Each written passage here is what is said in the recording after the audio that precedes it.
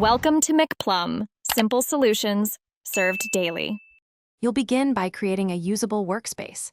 Tap Plus, choose New Canvas, and enter a practical size like 1080 by 1920 at 300 dpi so lines stay crisp.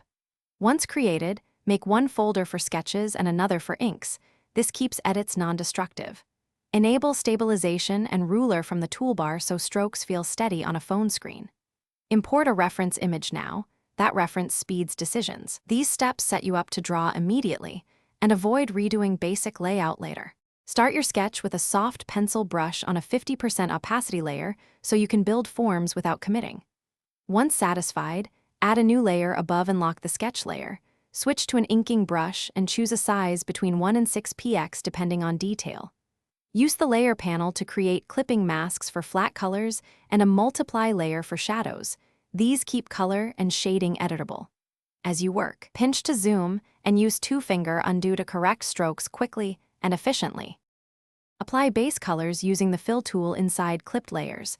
Make selections expand by 1 to 2 pixels to prevent white seams. Once flats are done, add blending and highlights on separate layers. Set modes like overlay or screen for quick effects. When finished, export as PNG for quality or JPEG to save space.